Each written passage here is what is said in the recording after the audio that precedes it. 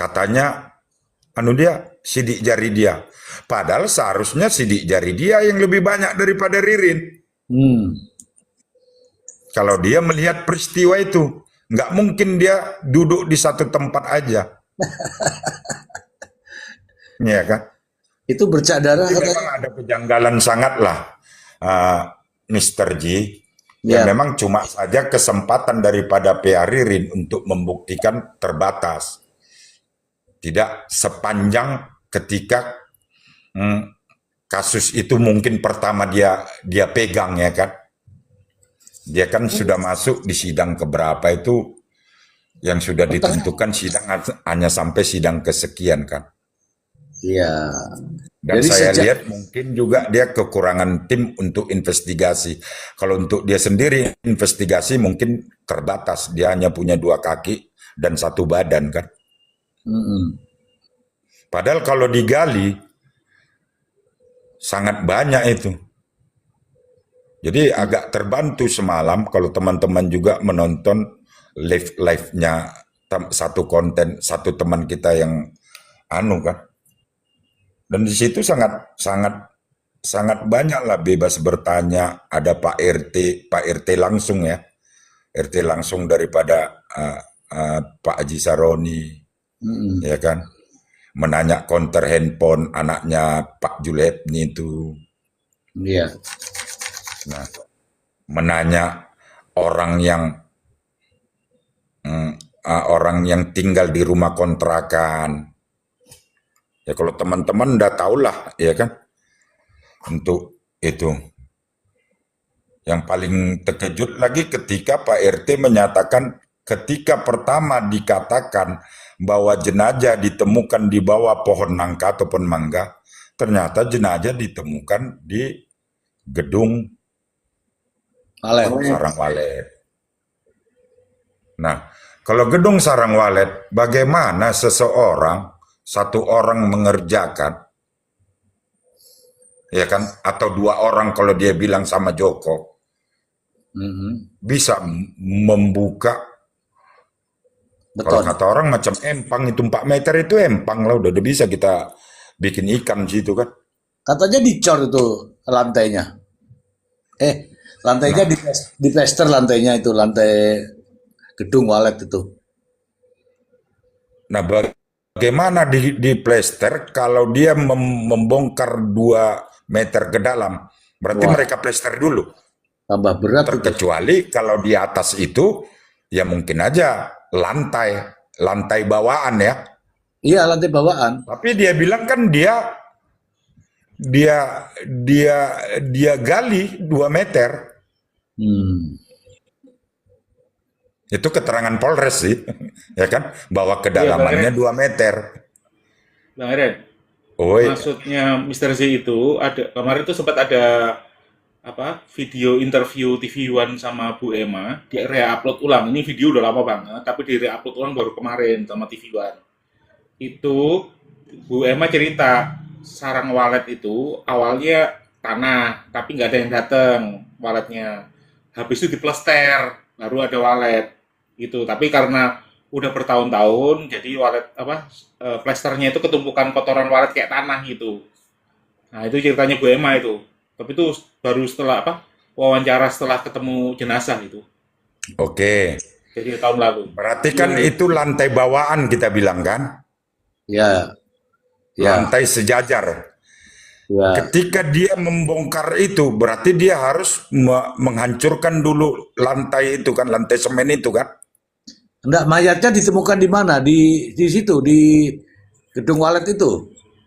Kata Pak RT. Aku kan, Bu Emma juga sama Mr. Z bilangnya di dalam apa sarang walet, Oke, nah, kalau di sarang di walet, balik pintu sarang walet.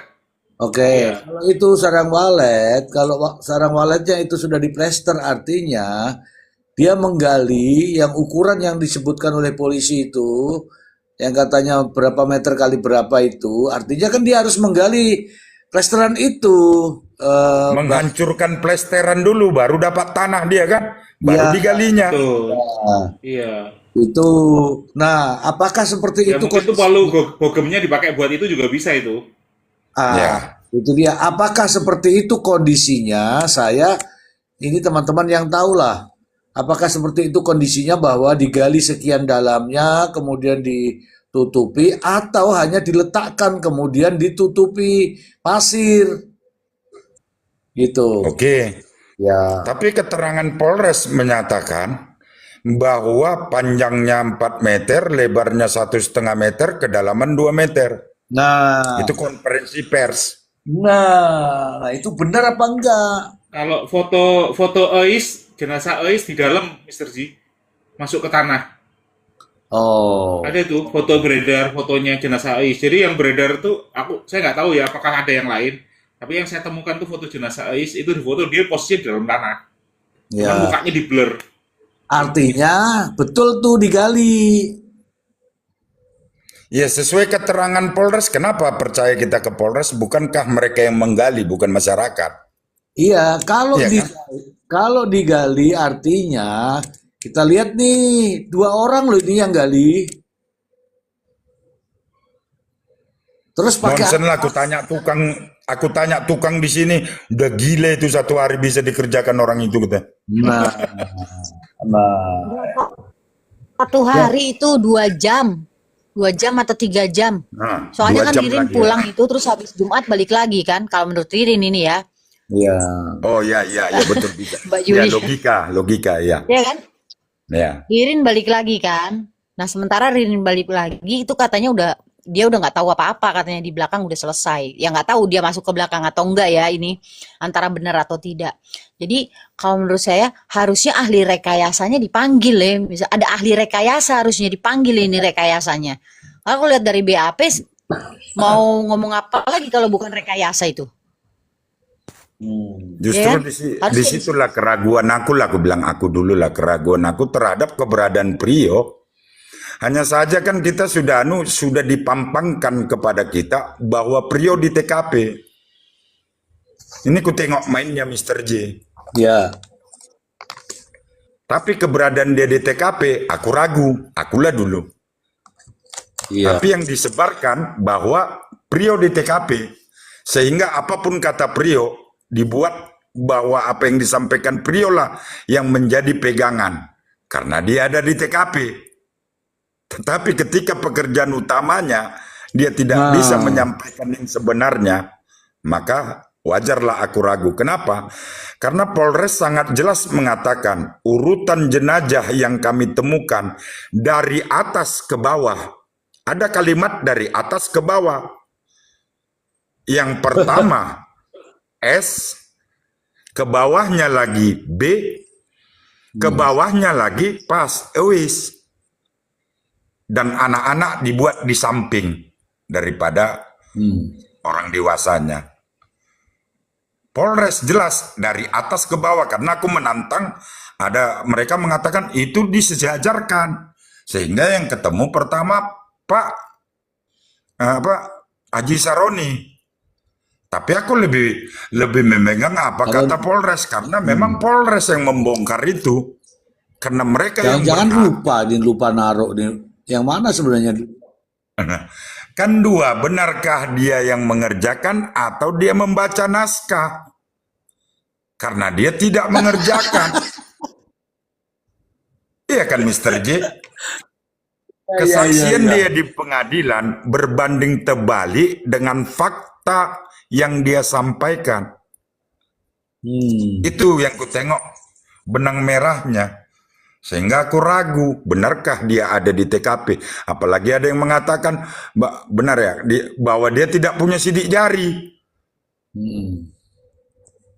Ririn ada. Justru kalau memang Prio di TKP katanya, ya pasti sidik jari Prio lebih banyak yang ditemukan. Iya, iya. Nah itu yang saya lihat. Iya. Oke, itu dulu Mr. J. Nanti tinggal aku aja Izin ngomong. nambahin sedikit ya, Mister. Iya. Izin nambahin sedikit, Mister. Jadi 2 jam. kalau ka- kalau menurut Bang Eldi itu pengacaranya terdakwa yang sudah mundur, yang udah lebih dulu mundur, itu ada telapak tangan. ada telapak tangan itu di daerah tempat korban dikubur apa kalau nggak salah nih, koreksi kalau saya salah ya. Ada telapak tangan. Jadi begini, kalau kalau kalau itu saya yakin lah mereka menemukan banyak situasi seperti itu, Ya, apa namanya, aktivitas berat seperti itu, nggak mungkin orang nggak mengeluarkan keringat, nggak mungkin nggak ada rambut yang jatuh, nggak mungkin nggak ada DNA, atau kalaupun dikatakan benar yang dikatakan Priyo, dia itu membersihkan darah dan lain-lain dan sebagainya itu, emang Priyo tahu 4 orang itu atau berapa atau berdua lah kalau ikutilah berdua itu megang mana kan nggak hmm. mungkin dia bersihin semua itu dalam rumah sebesar itu. Jadi saya masih yakin walaupun yang dikatakan katanya si Ririn bahwa Joko itu pakai sarung tangan dan kaos kaki, tapi DNA itu akan jatuh entah itu dari keringat, entah itu dari rambut, entah itu dari apa yang tersentuh dari baju, bukan baju ya maksudnya tangan itu menyentuh apa namanya apa gagang pintu atau menyentuh tembok itu pasti ada kalau diperiksa secara teliti dan menyeluruh. Saya rasa begitu dan nggak mungkin lah mereka nggak memeriksa secara detail seperti itu. Jadi bukan dugaan ya, kecurigaannya apakah ada barang bukti yang disembunyikan yang mereka dapat tapi tidak dimunculkan ke persidangan. Demikian, Mister. Ya. Nih saya bilang nih, kalau aku ini kan punya lokasi yang kolam-kolam ya. Orang menggali itu bukan hanya cangkul aja. Itu ada alat-alat lain, apalagi kalau saya lihat kalau dikatakan tadi tanah di bawah tanah di dalam gedung walet itu pasti tanah keras. Kalau tanah keras dengan cangkul saja nggak akan mampu. Itu cangkul digunakan untuk tanah-tanah becek. Itu harus pasti dengan linggis lah, dengan alat-alat lain lah yang untuk ini. Tapi kalau hanya dengan cangkul saja, ya saya tidak tahu ya tanahnya ya. Tapi kalau saya kalau saya menggali di kebun saya itu tanah becek baru saya bisa sangkul.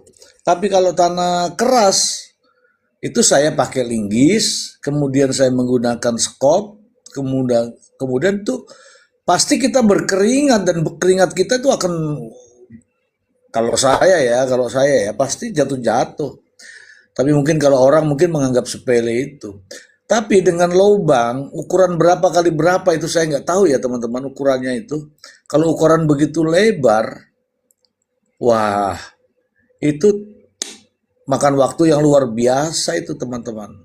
Tapi kalau itu hanya berapa jam itu 3 jam ya saya tidak tahu. Nah, sejatinya ini juga perlu dilakukan investigasi terkait dengan yang itu.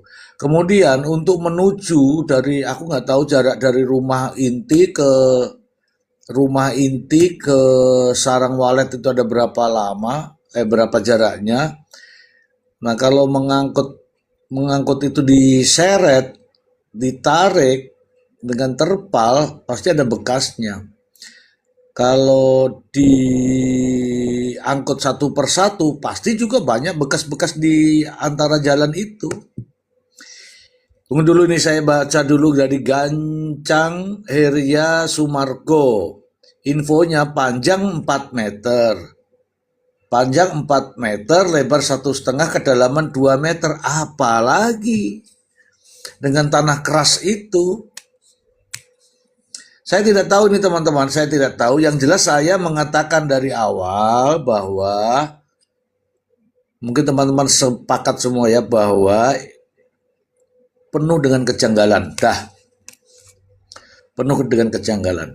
Kejanggalannya itu muncul setelah persidangan di pertengahan. Sejak itu muncul semua itu, ada TKP baru, Palu yang tiba-tiba ada di Comberan, ada CCTV. Ini Bang Erin nanti jawab ini. Dengan adanya CCTV baru, dengan adanya bukti baru, TKP baru, saya pikir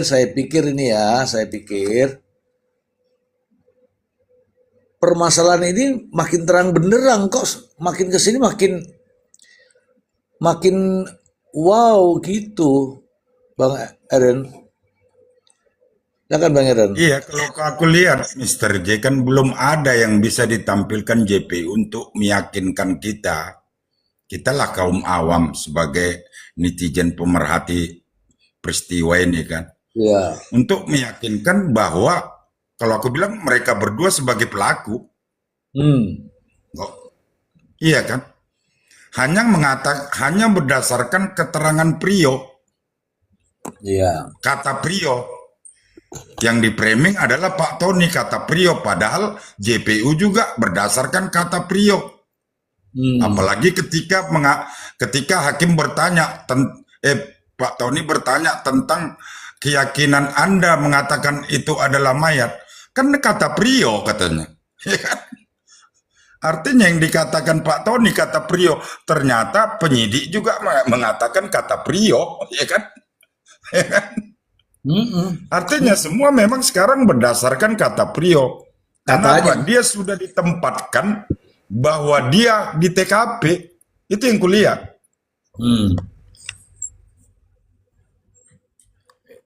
Ya kan? Iya. Apalagi tadi, kalau ada yang ngapakan tentang itu kan, di Komaladusing tadi ya, wawancara terhadap Irfan dan Pak Dudu itu. Irfan Awe ya. Aku ada sempat dipotong karena tahu pertanyaan itu menjurus ke situ.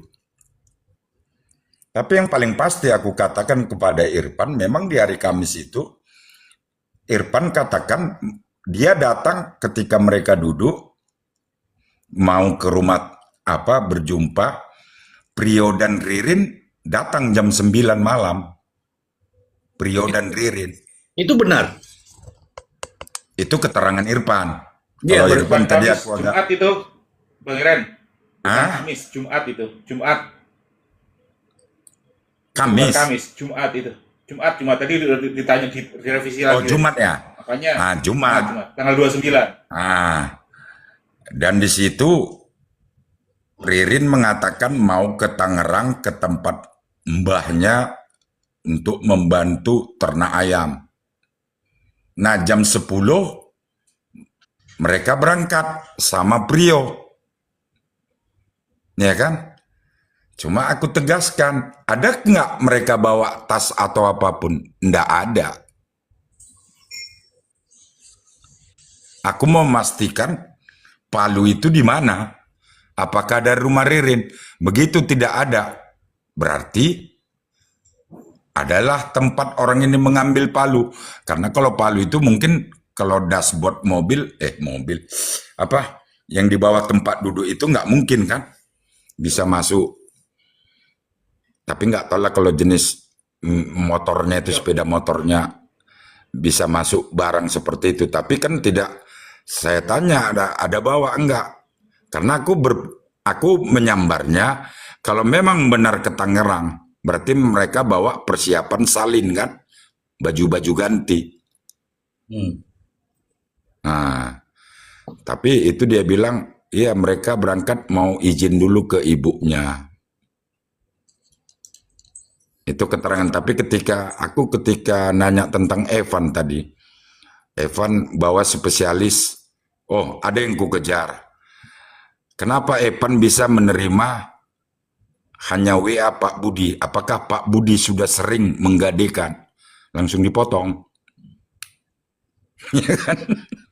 Karena wawancaranya di rumah salah satu PH. Nah, itu dia. Itu dia. Oke. Jadi Pak Dudu tadi aku turun karena kasihan aku nengok dia. Hostnya kan dia tidur di rumah PH itu, di rumah satunya. Nah, itu dia. Iya. Kalau Pak Dudu Nggak tadi tahu aku beda PH kasihan. semua itu hostnya. Dan Soalnya perkara Pak Dudu terlibat sangat dia. dan dua narasumber tadi itu ya kliennya Pak R. udah Ya. kalau nggak ini karena ada kepentingan di situ. Kalau Ya. Pak Dudu, Jadi Mr. di J, bawah itu. kalau ini Bang Iren, dinaikkan di bawah. perkara, Pak Dudu itu pasal berlapis itu. Betul, betul. Itu gelagat aja udah jelas itu gelagat, Bang Erin. Iya, Gelagat itu udah Tadi jelas. tadi Bang Eren di bawah itu kan saya di bawah kan, nggak naik kan. Yang naik kan Bang Mile itu. Aku nitip pertanyaan ke Bang Mile. Cuman kan jawabannya Dudu tuh bulat aja tuh. Jadi misalnya ditanya gini nih, apa apa peranan dia ketika pembuatan akun Bank BRI tahun 2018 gitu kan, jawabnya bulat aja. Lalu dicegat sama jawabannya PH-nya, tapi yang ngomong hostnya. Jadi PH ngomong ke host, hostnya ngomongin ke forum bahwa Dudu terlibat di tahun 2025 ketika perpanjangan ATM. Gitu. Kita nggak nanya itu, intinya kita nanya ke yang 2018. Pas di akhir-akhir berikutnya, setelah sekitar setengah jam berikutnya, terkonfirmasi akhirnya. Tapi hostnya udah apa? Si Dudunya udah nggak tampil di depan, kayak jadi suara belakang gitu. Betul bahwa ada. dia berdua sama Ririn datang ke Bank BRI membuat akun untuk akunnya Aman Yani gitu kan. Nah, tadi saya cecer dulu di bawah. Lalu ada akun Devil Advokat ya. Itu dari kemarin nyerang saya itu. Misalkan saya omong gini, saya tahu di bank tuh OJK itu udah menetapkan sejak tahun 2016 itu link sama Dukcapil. Artinya apa? Kalau bawa identitas yang tidak bisa diverifikasi oleh Dukcapil, itu tidak bisa dibuatkan akun. Pembuatan akun sejak tahun itu, sebenarnya kalau di beberapa bank udah sejak sebelumnya ya. Ini saya asumsikan wajibnya OJK nih. Wajibnya OJK itu 2016. Itu tidak bisa bikin akun karena harus bawa KK. Nah, KK itu ada dua faktor penting yang berpasangan angkanya, angka nomor KK sama angka NIK. Nah, kebetulan si Aman Yani itu kan dia udah keluar tuh dari KK aslinya dia. Karena KK itu terbit berdasarkan kecamatan kelurahan. Nah, dia kan keluar dari rumahnya mantan istrinya kan. Artinya nomor KK dia pasti yang baru. Oh, Nah, bagaimana Ririn bisa bikin kakak, katakanlah dia malesuin kakak lah, ya. memasangkan nomor NIK dengan nomor kakak yang valid? Dapat info dari mana? Nah, itu kan pertanyaan penting tuh. Bagaimana Ririn bisa dapat kalau nggak Aman Yaninya ngurus perpanjangan kakaknya? Karena itu kan peristiwanya setelah cerai. Ada Iya. kakak, iya kan? Nggak mungkin kan tiba-tiba nomor NIK langsung nomor NIK mungkin tahu lah ya, KTP katakanlah skenarionya si Aman Yani dibunuh nih, dapat NIK, emang dapat kakak emang dibawa kemana-mana. Oke, kalau misalkan dia bawa kakak di mana-mana, dibunuhnya sebelum cerai, habis itu cerai, itu kakaknya kakak baru, nomor kakaknya juga baru. Dari mana dia dapat info nomor baru itu dan match gitu loh, dan itu diamini secara administrasi oleh bank dengan dibuatkan akun baru di tahun 2018. Nah, itu kan pertanyaan penting tuh sebenarnya bisa dikejar. Gitu, Mister Ji. Iya, iya. Jelita, memang harus dikasih jelita ini. Jelita,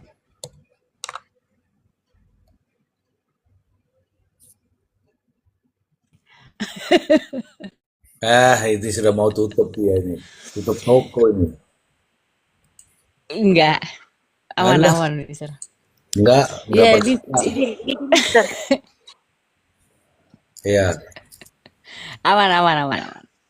enggak Ini mungkin. saya nunggu bola soalnya nih ntar. Apa Izin nunggu Jadi Mas Ririn? konfirmasi Aduh, terkait telur. masalah kakak dan Nick itu. Ya, silakan. Lanjut. Saya pernah itu ATM saya keblokir. Saya kasih Nick saya yang lama, tapi saya sudah pindah kakak. Tapi Nick sama, cuman saya pindah kakak. Tapi saya kasih itu yang saya sodorkan Nick saya yang lama untuk membuka blokir ATM saya. Mereka nggak mau buka. Karena meskipun Nick sama, tapi ternyata nomor kakak saya kan sudah ganti. Itu nggak bisa, mereka nggak mau. Oh, tidak sesuai katanya. Saya berpikir, oh iya, karena kakak saya kan sudah ganti, sudah nggak nomor kakak yang lama, Loh, makanya mereka nggak bisa gitu. pertanyaannya kamu pindah kemana lagi? Kakak kok pindah-pindah? Iya kan waktu itu ada proses cerai sama mantan suami, jadi saya harus pindah kakak gitu loh, Mister. Habis Itu pindah cara. kakak otomatis pindah nomor kakak Dia juga. umur berapa sekarang? Hai, hai, Saya 48. hai. Pak Ayo. Ketua nih. Pak Ketua. Kan salah nanya gitu. Aku memang Warjel ini tahu aja kalau pertanyaan aku. Sama tadi info yang didapat dari Lagi jadi biro jodoh.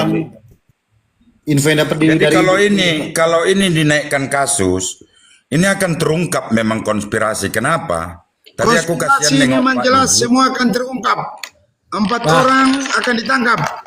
Bang Ari, Mantap Ari Ambon. saya kasih kesempatan Bang Ari. Apa Bang Ari? Informasi terbaru 4 orang akan ditangkap. gas, Bang Karena, Ari, gas. karena yang pertama mereka cuma meyakini 2 orang.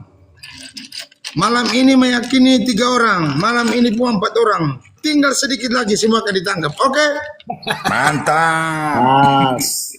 Ya, jadi Mr. Z, itu tadi kan ada yang saya dapat ini siang, kalau untuk masalah nomornya Ririn, itu Irfan juga dia sudah mengakui bahwa malam itu yang menghubungi Irfan tuh Ririn nelpon Irfan tuh pakai nomor 3, itu satu Mr. Z.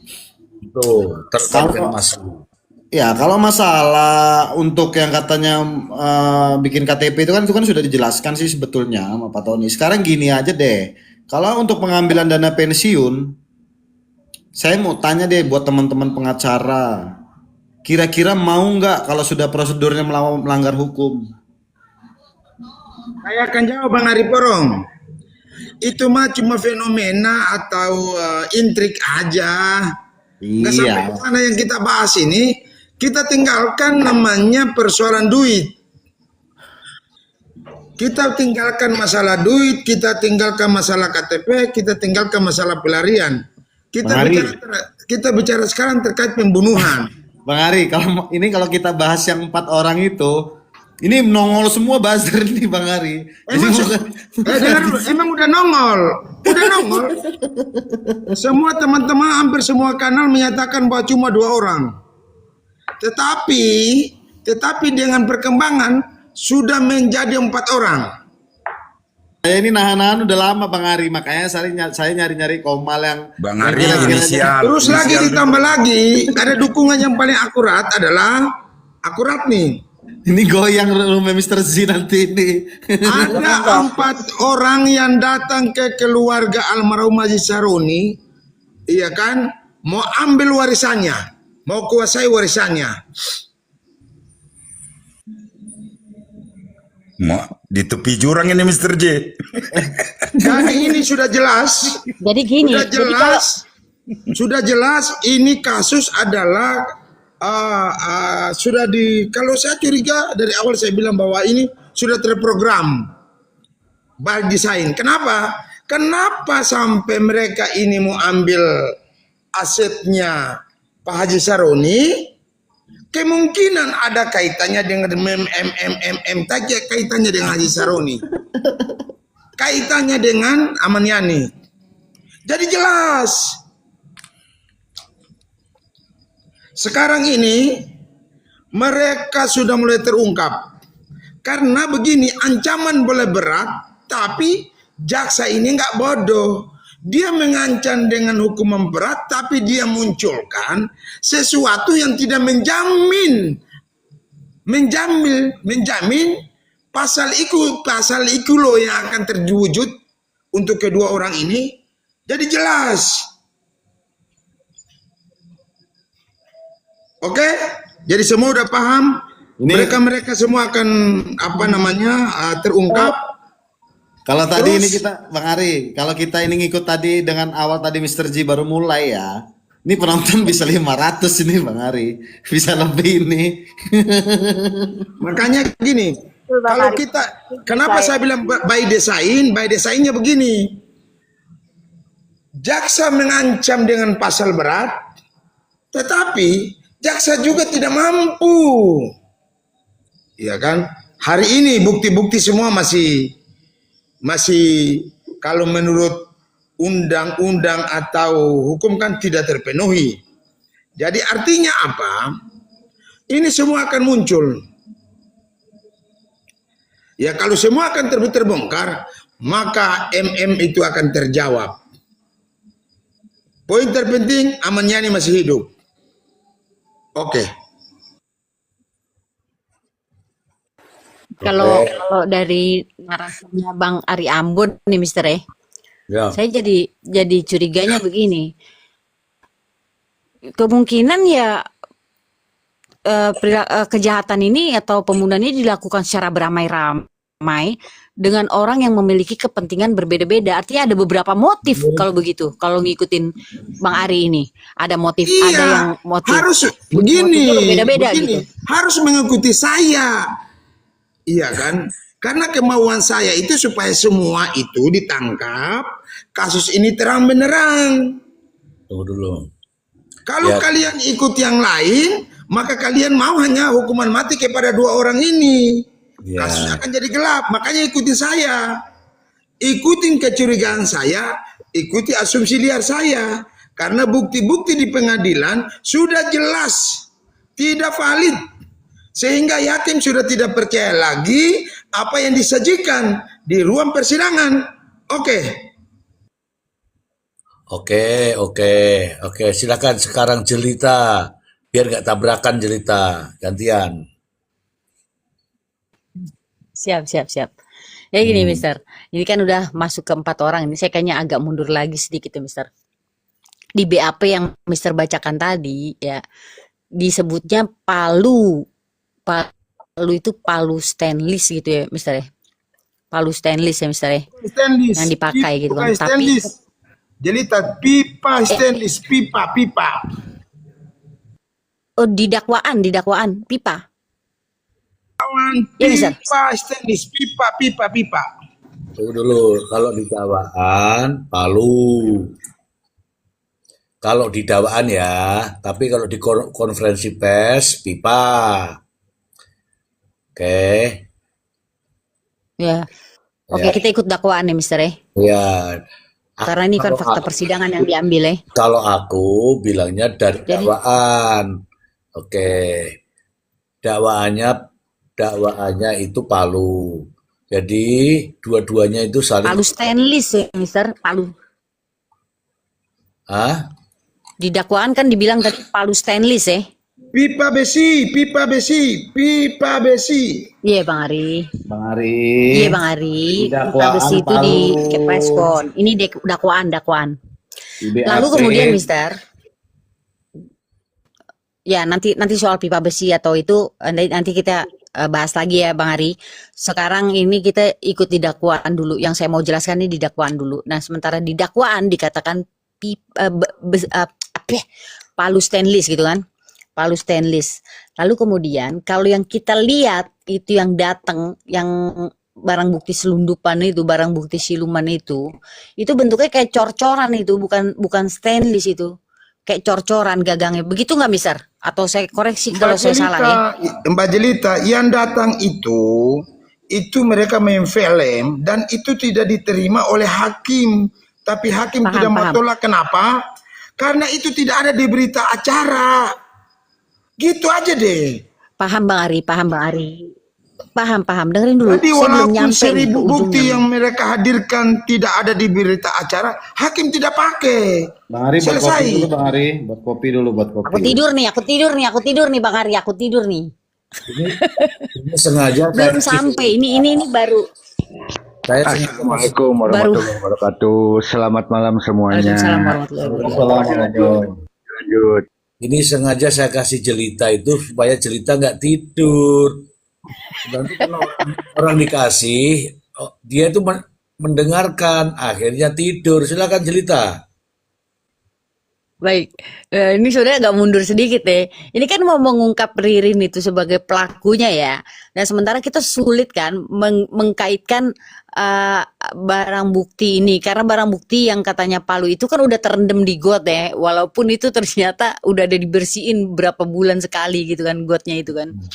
Lalu kalau kita melihat bentuknya palu itu dengan luka-luka korban dan 5 orang, nah nggak mungkin tangannya Ririn kagak lecet. Kalau kemarin kalau yang dibilang dakwaan stainless masih ada kemungkinan walaupun kecil ya. Tapi kalau lihat bentuknya itu nggak mungkin tangannya Ririn nggak lecet, Mister. Nih, Sementara yang kita tahu sekarang ini siap, Mister. saya bacakan dulu biar semuanya ini kita berpedoman dulu di dakwaan. Benar atau tidak dakwaan ini yang jelas dari dasar inilah sehingga JPU membacakan dakwaannya. Jadi kita nggak usah berbeda pandangan. Dari dakwaan ini saja dulu. Nih saya bacakan. Saksi Priyo Bagus Setiawan ikut masuk ke dalam ruang tamu sambil membawa tas ransel yang berisi palu besi, di mana saat itu terdakwa berpura-pura membicarakan bisnis minyak goreng, beras, telur, dan gula dengan partai besar. Dari sini saja berarti kita tahu bahwa apa sebenarnya ini adalah ransel berisi palu besi. Palu besi. Siap, Mister. Nah, saya lanjutin ya, Mister ya. Ya, lanjut.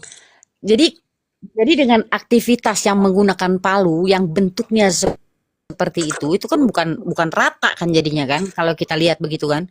Nah, Ya. tidak mungkin jika tangan Ririn itu tidak ada walaupun baret dikit, beset dan lain-lain itu nggak mungkin nggak ada polos-polos begitu aja.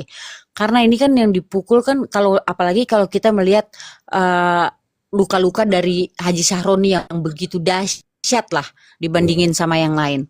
Lalu kemudian yang saya tanyakan ya, Mister, di dalam sebuah kasus apakah hanya korban yang divisum?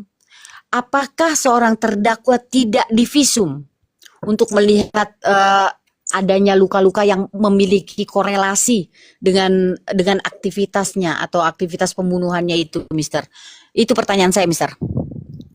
Oke, kalau terdakwa, kalau pelakunya tentu saja tidak karena visum itu ditujukan kepada korbannya. Kecuali kalau duel berdua itu ya, carok itu ya, itu dua-duanya kena visum. Tapi kalau yang kaitannya kasus seperti ini, korbannya itu. Nah, kalau mencari tanda-tanda, ya bisa jadi ada persesuaian. Kamu menggunakan alat apa? Contoh saya. Saya menggunakan setrika misalnya, ini contoh nih setrika. Nah, mungkin kena ke saya, ada bekasnya di setrika itu ya, ada persesuaian. Tapi untuk di visum tidak, karena visum itu adalah bukti surat yang bahwa korban tuh mengalami yang sesuai dalam visum. Kalau pelaku nggak perlu divisum karena pelakunya bukan korban. Gitu, oke. Ini saya ceritakan dulu sedikit. Ini saya pengulangan lagi ya. Ini lucu di sini. Ini benar atau tidak? Tapi ini lucu di sini. Nih. Lalu ini ya, ini berikutnya nih ya, yang udah selesai semua eksekusinya nih. Lalu nih terdakwa itu Ririn kalau di sini ya. Lalu terdakwa menyuruh saksi Priyo Bagus Setiawan untuk mengambil cangkul dan sekitar pukul 04 WIB saksi Priyo Bagus Setiawan berangkat ke rumahnya di BTN Pepabri Indramayu dengan menggunakan sepeda motor milik korban Budi Awaludin. Setelah itu Priyo Bagus Setiawan kembali lagi ke rumah korban Budi Awaludin dengan membawa sebuah cangkul. Nih, nah kita bicara tadi untuk alat menggali tadi, rupa-rupanya dengan menggunakan cangkul. Kalau dari dakwaan ini. Nah, cangkul kalau ditancapkan pada ya, cangkul kalau ditancapkan pada tanah keras itu nggak mempan. Dia harus menggunakan, teman-teman bisa praktekkan, coba teman-teman yang tahu tentang hal begini. Cangkul di tanah keras atau cangkul di plesteran bisa tembus nggak cangkul itu? Oke. Cangkul, selanjutnya terdakwa dan saksi Priyo Bagustiawan pergi ke kamar mandi untuk mengangkat anak korban Bella yang sudah tidak bernyawa dan meletakkannya di kasur. Di kasur di kamar korban Uwis Juwita Sari. Nah, kalau ada, ini kan banyak kegiatan nih, harusnya kan telapak apa tuh sidik jari kan juga ada semua, tapi kan nggak ada diceritakan ya kan? DNA, Mister. Yang ada tuh cuma sidik jari doang. Kok Iya kalau DNA nggak ada sama sekali gitu loh, ya, Mister. ya itu betul itu. Harusnya DNA, kalau DNA kan lebih lama carinya. Ya, misalnya di pakaian, di apa, keringat-keringat itu kan ketemu semua. Oke, lanjut cerita. Nih, ada adik Purnama nih, pakai belencong kalau tanah keras tuh, bang bang Eren tuh, kalau tanah keras tuh pakai yang beginian dulu, kok tiba-tiba langsung cangkol kan nggak bisa, bang Iren. Iya, kalau dia katanya sudah di lantai, berarti kan lantai harus ditumbur dulu kan, dihancurin. Hmm. Semen tadi apa namanya, plesteran itu, semen itu. Makanya nih, ini kan Bang, ya, saya ya. kan sampaikan beberapa kali bahwa saya bilang ini tim yang kerja. Ada yang membunuh, ada yang gali lubang, dan ada yang main film. Itu selesai. Aktornya siapa? Itu loh. Inisial. Udah, kita udah tahu semua. Iki loh. Oke. Aku Ini justru pelaku kalau ditangkap semua pakai truk kayaknya nih, atau pakai mobil bak diangkut nih. Rame kayaknya. Makanya kan saya bilang, mereka ini dalam kegiatan ini sangat rapi. Artinya bahasa kita sangat rapi itu tidak mungkin satu orang dua orang.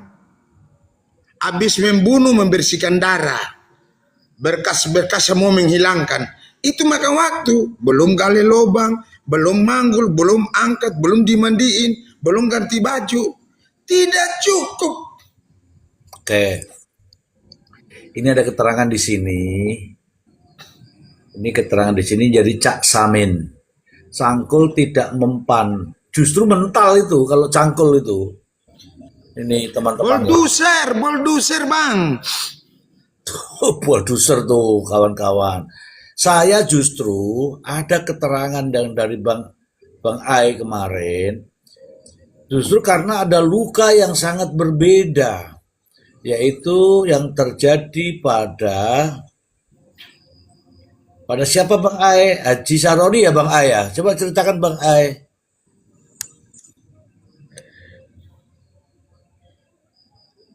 Oh Bang Ai enggak ini ya. Saya lanjutkan dulu ya. Saya yang lanjutkan dulu. Justru dari visum yang saya baca di sini ada luka yang berbeda dengan yang lain. Kalau yang lain tuh banyakkan kepala, tapi ada luka yang berbeda pada luka dari Haji Sahroni. Tuh. Teman-teman yang berbeda dengan kita di sini nggak apa-apa, teman-teman nggak apa-apa. Tapi kita ini melihat dari fakta-fakta. Kalau hanya pokoknya itu akeh tunggali. Tapi kalau fakta, ini loh yang fakta. Ya, kalau di sana cerita pokoknya harus ini ya. Kalau di sini saya baca nih visum yang ada di Haji Sahroni. Kalau di Haji Sahroni itu bunyi visumnya itu dadanya itu sampai patah, tulang iga itu sampai patah. Kalau waduh. Kalau ini dengan tujuannya adalah palu ke kepala, udah selesai itu Pak Haji Sahroni itu tua. 70 sekian tahun. Katanya lebih muda. Enggak, justru ini. Kalau Bang A ini nggak mau ngomong sih.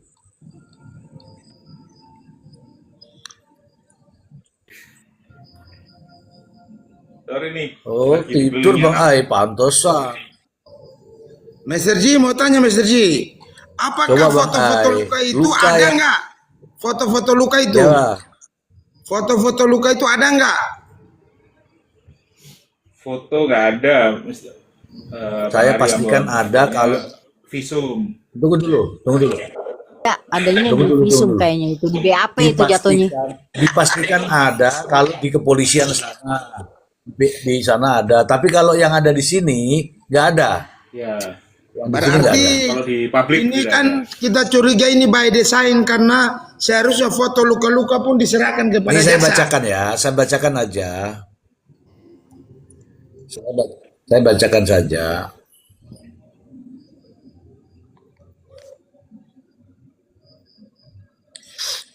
Nih, Haji Sahroni, pada pemeriksaan jenazah berjenis kelamin laki-laki ini, tampak jenazah sudah membusuk. Terdapat tanda-tanda trauma tumpul di kepala. Ini trauma tumpul di kepala. Berupa luka terbuka pada kulit kepala serta selaput keras dan lunak, otak resapan darah pada kulit kepala bagian dalam, dan patah tulang tengkorak. Ini parah banget ini ya, yang dapat menyebabkan kematian. Terdapat tanda-tanda trauma tumpul berupa patah tulang dada, tulang iga kanan, tulang rawan gondok tanduk atas, tulang rawan gondok, dan tulang rawan cincin, serta resapan darah di sekitar patahan tulang iga. Coba. Yang lain tuh gak gini. Justru Haji Sahroni mendapatkan luka yang begitu banyak, teman-teman. Nah, kalau Bang Ai mau menjelaskan terkait dengan interogasi, Bang Ai itu masuk juga kata-kata.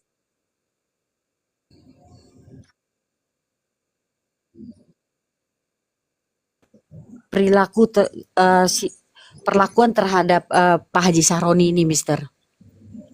Justru saya Boleh, kan sejak tadi Mister bacain kan kondisi lukanya, saya itu membayangkan simulasi keadaannya ya, Mister ya.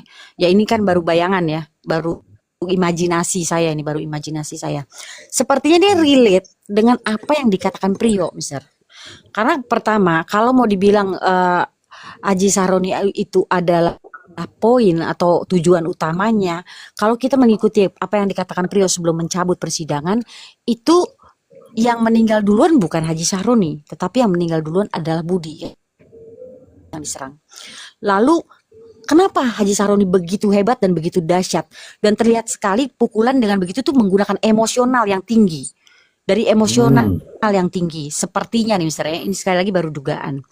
Karena kalau menurut Priyo, Haji Sahroni itu datang dan melihat ketika Priyo mengikat. Artinya dia ini adalah saksi mata yang harus dihabisi sampai benar-benar mati. Sampai benar-benar mati dan sampai benar-benar jangan sampai dia itu masih hidup. Jadi dipastikan kematiannya. Dan kemungkinan si pelaku ini karena dia sudah mengetahui bahwa oh ini melihat, jadi dia juga ada emosionalnya di situ ketika dia menghajar atau mematikan Haji Sahroni. Demikian Mister kalau apa yang ada di bayangan saya. Oke. Itu bayangannya perempuan biasanya tuh Coba Bang Ai, kalau menurut Bang Ai, tidur ini Bang Ai nih. Enggak, Mister sih. Lagi dengerin. Ya kalau Enggak, ini masuk loh. akal juga sih. Ya, coba. Gimana? Ya, keterangan Teh Cerita tadi masuk akal sih. Sebenarnya juga mungkin melibatkan perasaan. Cuman kalau saya lebih percaya dalam narasi bahwa ada informasi yang ingin diekstrak ya dari Pak Sahroni ya. Jadi salah satunya adalah pertama mungkin tahapan pertama itu ditanya dipukul dada nggak ini, kemudian akhirnya keluarganya dibantai satu-satu sampai akhirnya mungkin udah break, akhirnya baru dibantai. Mungkin ya, atau mungkin juga nggak break gitu. Nggak sampai break, akhirnya memberikan informasi juga bisa. Tapi ujung-ujungnya akhirnya dibantai juga. Gitu. Oke. Nah, yang lain itu tanda-tanda jenazah yang lain itu kan memang apa? Spot killing ya. Pembunuhan di daerah-daerah itu, daerah kepala dan leher. Kira-kira gitu. Oke, ini saya tak bikin kata-kata saya ini, nanti Bang Ari boleh tanggapi. Saya tambahin dikit ya. Boleh, Saya tambahin silakan. dikit. Kalau saya melihat dari keterangan Mr. J tadi bahwa luka-luka itu lebih banyak ya katakanlah kepada Haji Sahroni, ya saya kaitkan dengan motif akhirnya, bahwa motif utama itu motifnya adalah dengan Pak Sahroni. Nah, tapi kenapa tidak dibunuh duluan? Ya itu tadi seperti yang kemarin saya bilang, bahwa Budi itu lebih banyak tenaganya untuk membantu apabila Pak Sahroni dihabisi. Itu kira-kira ya. Oke, teman-teman, dengarkan dulu ya, sabar. Ini kasus adalah pembunuhan berencana. Ancamannya sangat berat. Tidak ada ancaman hukuman di hukum Indonesia ini yang lebih berat dari ini, yaitu ancamannya adalah hukuman mati. Nah, begitu banyak harapan dengan hadirnya alat bukti, dengan perubahan kesaksian, kemudian adanya barang bukti yang tiba-tiba muncul, harapannya itu terang benderang. Tapi justru faktanya semakin buram. Kita ke Wong Koko dulu, kita datang nih, kita sapa dulu. Selamat malam Wong Koko. Selamat malam. Assalamualaikum warahmatullahi wabarakatuh. Waalaikumsalam. Teman-teman. Saya Mr. J, malam ini saya tidak akan membahas Palu dan Galian untuk mengumpulkan kelima korban. Karena kurangnya alat bukti dan saksi. Saya akan fokus ke CCTV rumah korban. Ini kalau saya tetap seperti halnya tadi malam di room Mr. J untuk memecahkan kasus ini agar terang benderang. Nah, ini kita fokus ke CCTV yang mengarah ke rumah korban.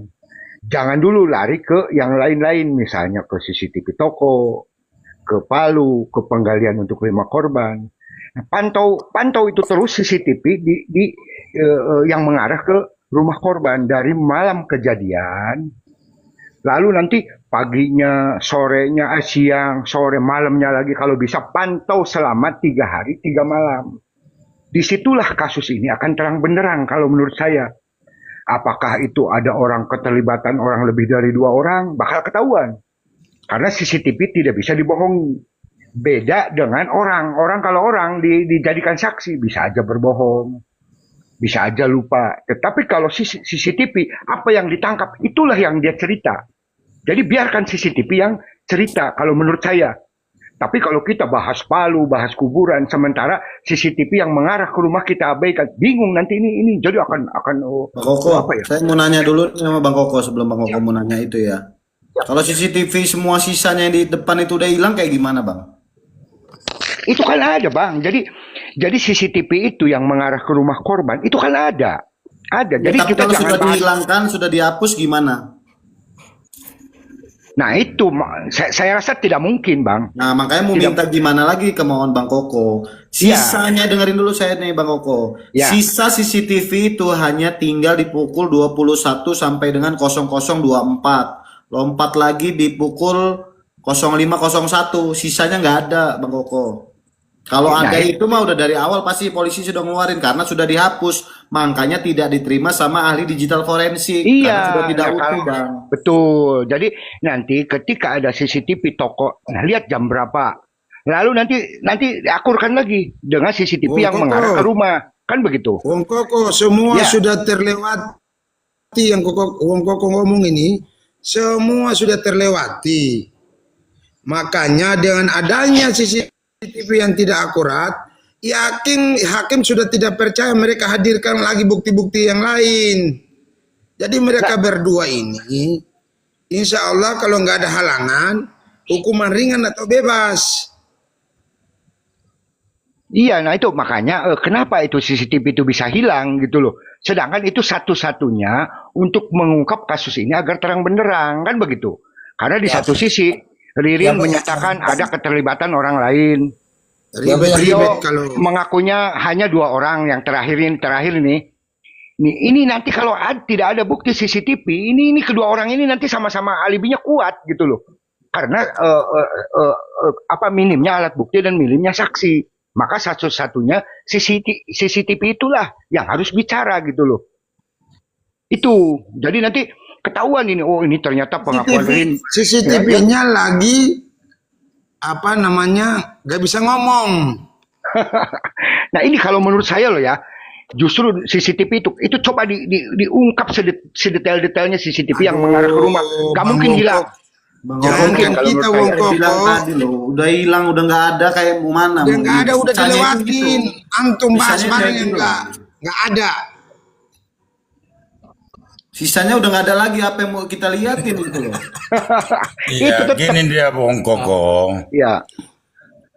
Kalau memang untuk sabar dulu, Wong membuktikan Koko, sudah, Ririn Bang. betul-betul Bang Irin. terlibat. Iya, saya selesaikan dulu ya. Oh, lanjut. Ya. Jadi nanti baru nanti ketika ada CCTV toko, oh ini ternyata misalnya jam 10, cek nanti di CCTV rumah, bener nggak nih jam 10 lewat berapa, kan jaraknya kan cuma berapa ratus meter. Nah nanti kalau persekian menit, oh berarti bener dari toko ke arah rumah, kan begitu. Nanti itu nanti yang pengakuan bawa beras atau apa itu terpatahkan oleh CCTV itu. Wong Koko bahas itu sekarang ini bukan basket. Wong Koko, tapi saya tahu karena maksud udah berhari-hari, Anda, tapi berbulan-bulan faktanya bahas nggak itu. gitu. Iya ya susah kalau CCTV Ya, yang itu mengarah dia, ke rumah makanya susah dikaburkan, kita bahas. Itu. Jadi gini dia Wong Koko. Ya. Pas memang yang Wong Koko sampaikan. Kalau memang untuk membuktikan Ririn, kenapa nggak dibuka aja HP sama CCTV itu? Tetapi ketika ditampilkan CCTV yang tidak bisa menunjukkan Ririn, begitu juga HP-nya, maka kita harus cari cara lain untuk mematahkan apa yang kata JPU. Ini kan sekarang kan pokoknya Ririn. Tetapi yang disajikan JPU itu tidak bisa membuktikan Ririn pelaku. Gini dia Wong Koko. Bisa saja banyak memang Ririn tapi bersama orang lain sehingga dihilangkan.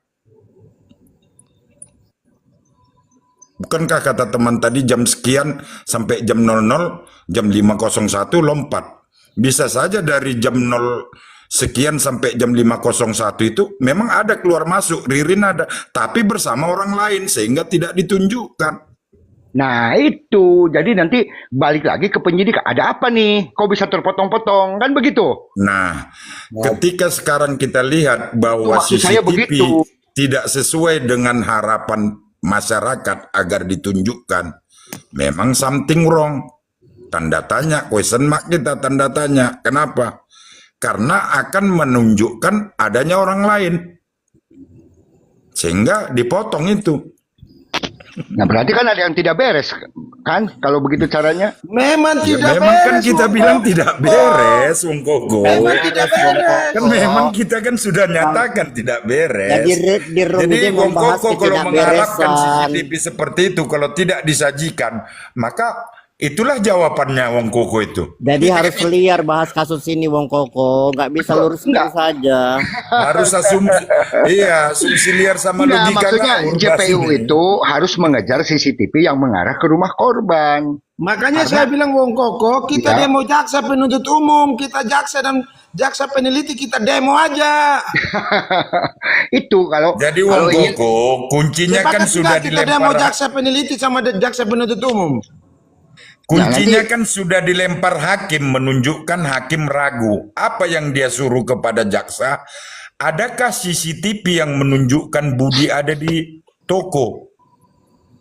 Itu adalah pekerjaan keras yang harus disajikan oleh JPU agar hakim yakin bahwa memang benarlah ada kejadian di toko. Saya melihat itu ketika hakim meminta kepada JPU untuk menunjukkan CCTV keberadaan Budi ketika ada di toko. Mari kita tunggu. Kalau tidak ada, ya sudah, jawaban kan sudah Wong Koko jawab. Berarti ada apa tadi istilahnya nggak Enggak, jelas. jadi gini Bang Iren ya, setelah terjadi pembantaian 5 korban, itu pelaku itu masih tinggal di rumah itu, gitu loh. Makanya satu-satunya itu hanya CCTV. Nah JPU itu kejar itu CCTV, kejar itu kalau ingin tahu, ingin terang benderang kalau menurut saya, kan begitu. Nanti betul apa tidak di situ ada pengakuan 4 orang, nanti CCTV itulah yang akan bicara. Kalau misalnya ternyata 2 orang, berarti mengarah ke 2 orang itu. Kalau lebih dari 2 orang itu, ya. Ini barang sudah tidak benar, jadi jangan kita bahas ke belakang. Ya enggak, justru Nah, itu udah dijawab JPU Wong Koko itu tadi, nggak Bang. jelas. Enggak, saya paham, maksud Abang ngerti. Bung Koko mau Maksudnya, nggak kita demo jaksa? maksud Mau saya nggak? kejar itu JPU itu ngejar ke tim penyidik yang merampas CCTV itu. Wong Kan Koko kasih begitu. turun berapa mobil, kita semua sepakat. Ya, 1 orang 10 aja cukup kita demo. Nanti ketahuan ini siapa yang menghilangkan CCTV itu gitu loh. Ya kalau satu paket kayak mana Wong Koko? Ya. Kalau satu paket kayak mana? Tapi Loh, kalau Wong Koko JPU kan bilang, ya kita harus jaga ketika putusan nanti macam kasus Cirebon. Ada gerombolan yang demo yang menuntut hukum mati terhadap terdakwa. Paham tak? ini justru siapa tahu ini CCTV Ada yang kekuatan masih utuh. yang akan mempengaruhi dengan gerombolan yang minta terdakwa agar dihukum mati. Wong Koko kalau melihat, tunggu dulu, Wong Koko kalau membaca dari dakwaannya itu nggak perlu itu jaksa disuruh nyari-nyari CCTV. Dari dakwaan jaksa itu nggak gitu. Itu yang untuk membuktikan adanya CCTV utuh itu bukan kemauan jaksa. Kalau kemauan jaksa itu nggak P21 ini barang. Betul, sepakat. Ya sudah, kalau sepakat tuh artinya jangan disuruh. Lagi Wong Koko. Bukan maksud saya, Bang Iren. CCTV itu siapa tahu masih utuh. Yang Nggak yang ada, ditampilkan. Bang. Ya kan Yang tidak pasti. tahu. Potong kayak orang potong ikan. Iya kata Abang nggak ada. Siapa tahu Wong nanti kalau dia, Koko. ya Pak Tony sudah bertanya ke toko material bahwa CCTV itu telah diambil secara utuh. iya kan utuh kan Tapi awalnya kan. kenyataannya yang ditunjukkan kepada di pengadilan seperti itu. Wong Koko udah bisa jawab lah itu. Nah justru nanti kita kejar siapa itu yang menghilangkan rekaman CCTV itu gitu loh. Ya kan hanya 2 yang berwenang terhadap CCTV itu. Nah itu maksud saya gitu loh. Karena kalau kasus ini ingin terang benderang, ya satu-satunya CCTV yang mengarah ke rumah. Iya, Gitu siapa loh. yang Sepakat ambil? nggak ini? Ya, Siapa begini Wong Koko, Nggak siapa sepakat, yang ya, ambil, oke. siapa yang kembalikan? Bang Koko gini loh, maksud saya ngerti nggak nih ya? CCTV itu sudah diambil nih sama pihak penyidik Bang Koko secara full. dalam keadaan utuh kan, betul. Ya, full ya. Ya, oke, Full, ya. utuh, ya. Setelah itu nggak utuh lagi dipulangin sama ke toko bangunan itu. Sisanya pukul 21, 00.24 sama 05.01. Nah, selepas itu udah nggak ada lagi Bang Koko. Bang Ari Terus Porong, ada yang lebih parah lagi. Seharusnya barang bukti diserahkan kepada jaksa sampai putusan. Ini bukan diserahkan ke jaksa, diserahkan kembali ke pemiliknya. Sungguh aneh tapi nyata. Jadi kalau Bang Koko minta CCTV fullnya untuk sekarang ini, saat ini udah nggak utuh, udah nggak ada Bang Koko. Iya, Jadi berarti. jangan diminta lagi yang full yang utuhnya, udah Iya, nggak ada. betul. Betul, saya paham. Maksud saya untuk mengungkap kasus ini agar terang benderang, yaitu caranya seperti itu. Nah, kalaupun itu CCTV nanti lalu tidak ada, pertanyakan kemana itu CCTV gitu loh. Diambil oleh Jin dan Jun. Itu maksud saya begitu loh. Karena kalau tanpa ada CCTV yang mengarah ke rumah korban tuh nggak dipantau. Sebenarnya Wong Wong Koko udah Koko, tahu boro-boro jawabannya Maksud saya sebenarnya. paham nggak maksud saya? Wong Koko Enggak, boro-boro CCTV. Wong Koko ini udah tahu jawabannya sebenarnya. Iya, Masa artinya harus kita tunjuk hidung orangnya ini? Gimana Wong sih Wong Koko, Koko? Kita malam ini itu ketawa Priyo punya sama Panoha loh, Riring dia ini Panoha. malam itu Priyo sama Riring telanjang bulat atau pakai baju. Itu aja, nggak bisa dibuktikan. Ya itu kan minimnya alat bukti dan minimnya saksi. Maka Minimnya itu yang membuat Riring Iya, sama Priyo hukumannya ringan atau hukuman bebas. betul, makanya ini satu-satunya jalan CCTV yang mengarah ke rumah itu. Baca Jangan sebut komentar-komentar CCTV dia lagi, ketawa. udah. Ya, Wong Masih Koko aja ini CCTV. macam membahas ijazah Jokowi aja. Itu. Tapi masuk akal ya teman-teman ya kalau saya narasi, maaf ya ini Masuk barangkali ini akal soalnya yang ya Wong ini Koko sampaikan masuk akal. Ya. Tetapi yang Wong Koko inginkan dalam tanda kutip telah dihilangkan, maka kita cari jalan lain. Apa perlu Contoh, kita ke Wong Gunung Koko. Kawi? Kita ke Gunung Kawi untuk minta doa supaya bisa terkabul permintaan kita. Contoh Wong Koko, ketika ditunjukkan bahwa mereka berjalan bertiga, apakah itu benar? Kenapa CCTV yang dari fotokopian yang ditunjukkan? Kenapa enggak CCTV yang dari toko material? Itu aja udah tanda tanya sama saya sendiri ya. Oke, Ya jelas orangnya jauh, cemana dari CCTV fotokopian untuk memastikan yang tiga itu adalah memang nama-nama tersebut. nanti itu Bang bisa Ya, terungkap sekarang itu. saya tanya Wong Koko. Ya. Saya tanya Wong Koko. Wong Ya. Koko kira-kira siapa yang ngilangin? Ayo. Nah itu justru saya itu ingin menerangkan. Jawab bang. Nah, jawab Sebentar, aja. Bapak langsung jawab. Iya, justru Siapa yang kalau sisi ngambil? Mana, Ya, oke, mana oke. berani dia?